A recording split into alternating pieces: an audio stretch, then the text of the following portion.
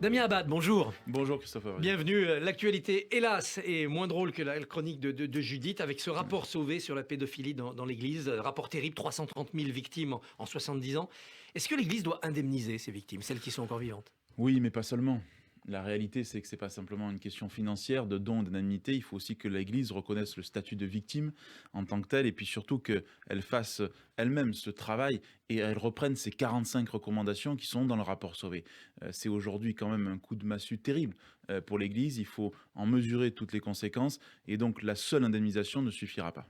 Est-ce que l'État a un rôle à jouer aussi? Par exemple, repousser la prescription pour de tels crimes. C'est 30 ans après la majorité de la victime. Est-ce qu'il faut travailler encore sur ce dossier? Oui, très certainement. À chaque fois que l'on pourra, si vous voulez, réparer ce qui est possible de réparer, parce qu'en fait, la réalité, c'est que la réparation est très difficile, malheureusement, il faudra le faire. S'il faut repousser effectivement la prescription, ça peut être une des possibilités. S'il faut renforcer ce statut de victime également, il faut en tout cas faire tout ce qui est possible pour l'Église, pour ne pas mettre la poussière sur le tapis, mais pour tout simplement suivre à la lettre l'ensemble des recommandations qui ont été faites courageusement, je le dis, dans le rapport sauvé. Certains proposent d'aller jusqu'au mariage des prêtres ou à l'ordination des femmes pour que le milieu du clergé soit un milieu moins fermé et moins hostile. Oui, certainement. Je pense qu'il... Vous savez, c'est pas simplement ces questions-là. Je sais qu'elles sont difficiles parfois pour la communauté catholique. Moi, je suis quelqu'un de ceux qui pensent qu'il faut mettre ce débat-là sur la table. Parce que, effectivement, cette question du célibat des prêtres peut se poser. Il y a un certain nombre de sujets également qui peut se poser sur les questions sociétales. Voilà. Donc moi, j'exclus pas cela, mais je pense que c'est pas simplement cela qui suffira. Il faut, pour moi, appliquer l'intégralité des 45 recommandations qui sont dans le rapport sauvé. Autre actualité, le Congrès des Républicains, il est prévu le 4 décembre. Aujourd'hui, vous allez fixer quelques règles, vous allez scénariser un peu tout cela. Est-ce qu'il y a une chance de voir cette date avancer? Non. Très clairement, Christian Jacob l'a dit, il l'a redit hier lorsqu'on a eu la réunion de groupe avec les députés. L'idée n'est pas d'avancer le calendrier, l'idée est de stabiliser aujourd'hui ces dates et les règles du Congrès. Et donc le bureau politique visera à entériner la proposition qui a été faite dans le cadre du comité stratégique. Pourtant, c'est loin le 4 décembre. Tout le monde est lancé, tout le monde sauf vous. Oui, je sais bien que c'est loin. Je pense, comme d'autres, certainement qu'on aurait pu faire peut-être plus tôt, mais la difficulté, il faut qu'on se parle franchement, c'est qu'aujourd'hui on a 5 candidats sur la ligne de départ, c'est qu'aujourd'hui les choses ne sont pas tranchées, il faut aussi ce temps-là. Et on a eu une période d'abord où il fallait choisir entre la primaire et le congrès, les militants ont choisi le congrès, maintenant il faut mettre en place les modalités de ce congrès, et ensuite il faut permettre aussi l'échange. Il y aura un conseil national qui permettra l'audition de l'ensemble des candidats afin que les militants puissent avoir un avis éclairé sur ces candidats. Est-ce que vous soutenez la demande de Xavier Bertrand, dont vous êtes proche, c'est-à-dire essayer d'éviter un congrès de compétition et de s'entendre pour avoir un congrès de ratification? Moi, j'ai toujours voulu le rassemblement, et je le souhaite en tant que président de groupe. Je pense que la force du collectif est plus importante que les individualités. Je pense aujourd'hui qu'il faut faire régner l'esprit de Nîmes, où tous les candidats étaient réunis ensemble. Il faut qu'ils se parlent, il faut qu'ils échangent. J'ai fait une proposition hier, c'est qu'on puisse avoir au moins une rencontre hebdomadaire avec l'ensemble des candidats. Pourquoi? Parce que on est dans la même famille politique et que donc l'échange entre nous est absolument indispensable. Donc si on peut arriver à un rapprochement, tant mieux. Et un accord avant. Mais si ce n'est pas le cas, il y aura une compétition. Vous savez, pour qu'il y ait un accord, il faut déjà qu'il y ait de la confiance, il faut qu'il y ait de la responsabilité, et il faut aussi qu'il y ait une certaine cohérence dans les programmes. La cohérence alliée entre les 3 candidats, on va dire, favoris en tant que tels. La confiance, elle doit se créer encore davantage entre eux.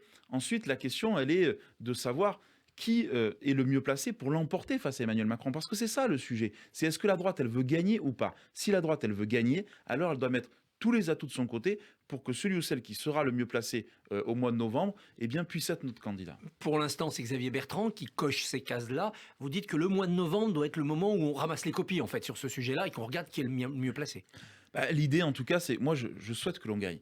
Et donc, aujourd'hui, on sait qu'on a un combat difficile. D'abord parce que le président de la République sortant reste haut dans les sondages. Ensuite parce qu'il y a une montée d'Éric Zemmour. Alors certes, qui fait que le ticket d'entrée au deuxième tour est certainement plus bas, mais qui nous engage, nous aussi, pour être une offre politique alternative, à la fois à Éric Zemmour et à la fois à Emmanuel Macron et Madame Le Pen. Donc c'est un combat à 4, voire à 5, si demain la gauche arrive à avoir une candidature d'union, et il faut rentrer dans ce match. Moi, ce que je dis aujourd'hui, c'est que la droite doit parler aux Français, elle doit rentrer dans le match et sortir de ces procédures internes qui épuisent tout le monde, et nous les premiers. Mais aujourd'hui même, Valérie Pécresse va déposer ses signatures de parrainage pour bien montrer qu'elle veut aller jusqu'au bout de la compétition.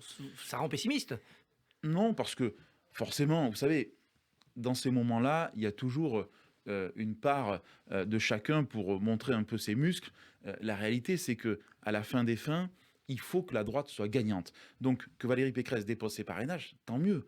Moi, je souhaite que on puisse tous le faire, que les choses puissent s'organiser en tant que telles. Maintenant, l'enjeu pour nous, ça va être ensuite, entre le dépôt des parrainages et le moment du Conseil national et du Congrès, il y a ces moments-là d'échange. Il reste un mois et demi pour essayer d'avoir un chemin de convergence entre nous. Vous excluez donc que Xavier Bertrand se retire de la compétition en disant écoutez, c'est la pagaille, moi je ne veux pas participer à un pugilat, je vais devant les Français, on se retrouve en mars pour les sondages. C'est une décision qui lui appartient. Parce que simplement, reconnaissez-lui qu'il a eu toujours une grande cohérence. Xavier Bertrand a toujours dit moi je suis opposé à la primaire. La primaire, qu'elle soit ouverte comme fermée. Donc, ce que les militants ont rejeté, il ne s'agit pas ensuite de le refaire, nous, en passant d'une primaire de 2 euros à une primaire à 30 euros. Donc, c'est là où il faut trouver les conditions. Moi, ce que je souhaite, c'est qu'il y ait une compétition, c'est normal. Dans une famille politique, qu'il y ait des talents, qu'il y ait une compétition, c'est normal. Et je pense que Xavier Bertrand n'a pas peur de la compétition. Maintenant, l'enjeu, c'est d'éviter un affrontement qui serait stérile, qui serait paralysant pour la droite, et qui fait, imaginons par exemple, que ça se joue à quelques centaines de voix, qui fait que finalement, on se trouve encore une fois, comme vous l'avez dit tout à l'heure, pas dans le match au moment où tous les autres parlent au français. C'est ça qui va être l'enjeu des prochaines semaines. Compétition oui, combat non alors. Oui, parce qu'on n'est pas dans un combat à mort entre quand on veut gouverner ensemble, quand on veut redresser la France ensemble, quand on partage les mêmes idées, les mêmes convictions. Moi, ce que je souhaite, c'est qu'on ait une compétition qui soit à la loyale, qui soit respectueuse de tous. On a la chance, franchement, d'avoir des candidats qui ne se détestent pas. Je ne crois pas à une lutte fratricide entre nous. Le danger pour la droite, c'est pas celui-là. Le danger pour la droite, c'est l'enlisement et la guerre de position. Et c'est cela qu'il faut éviter. Si Éric Zemmour ne veut pas débattre avec vous en tête-à-tête, comme vous lui avez proposé, comment le traiter? Est-ce qu'il faut le traiter par l'indifférence ou au contraire faire un peu de surenchère dans les programmes parce qu'il parle aux Français? Je ne crois ni à la diabolisation. Ça, c'est ce qu'on a fait dans les années 90 avec le Front National. On a vu le résultat. C'est ce qu'est en train de faire En Marche aujourd'hui et c'est une erreur.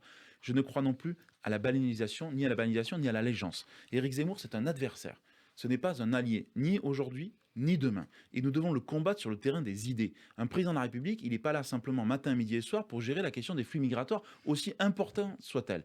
Il faut, moi je veux l'entendre sur le statut des infirmières, sur la désertification médicale, sur le pouvoir d'achat des Français, sur la fracture territoriale, sur les sujets qui concernent les Français au quotidien. Vous savez, on attend qu'il soit candidat, comme ça les masques vont tomber.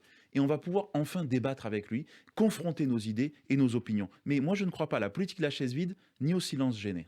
Si vous étiez au pouvoir demain, est-ce que le point d'indice de la rémunération des fonctionnaires serait dégelé?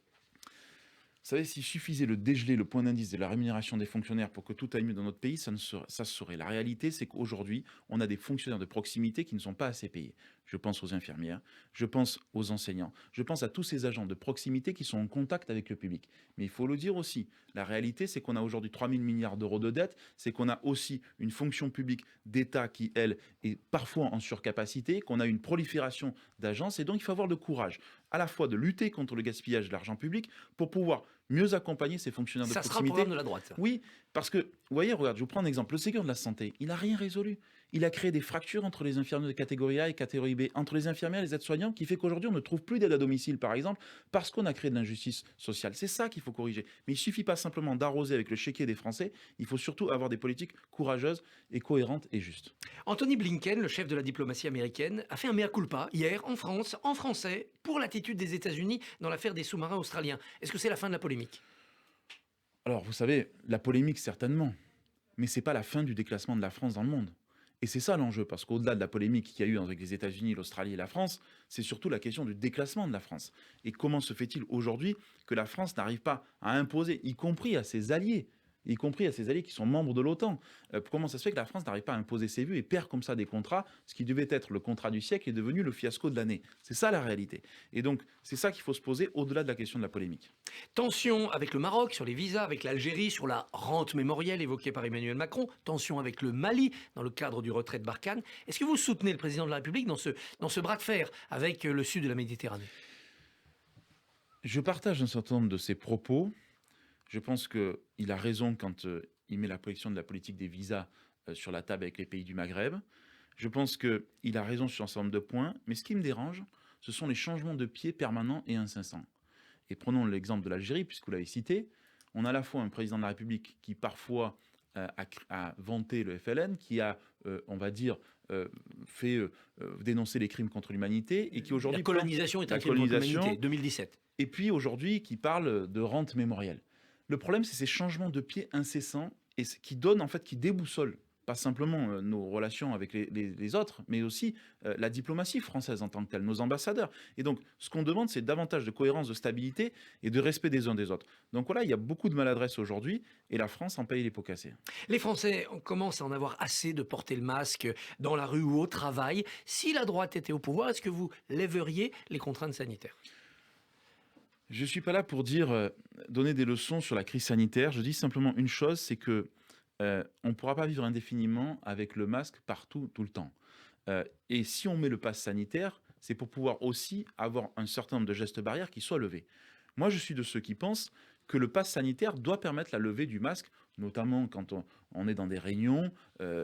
D'ailleurs, franchement, il y a beaucoup d'endroits où ça se fait déjà. Il y a beaucoup de pratiques qui sont celles-là. Donc voilà, moi je suis favorable, oui, à ce que là où on peut le lever, on le fait. Et je trouve que par exemple pour les écoles primaires, c'est une très bonne chose. Il fallait le faire.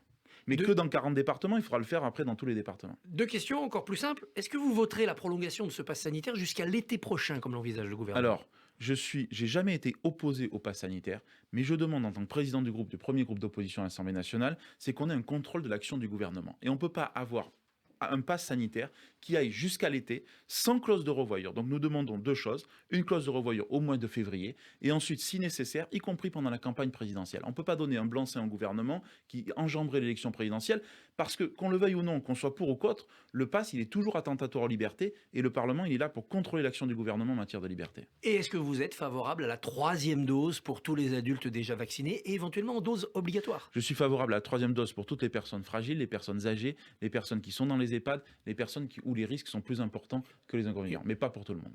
Damien Abad, merci. Bonne journée. Merci beaucoup.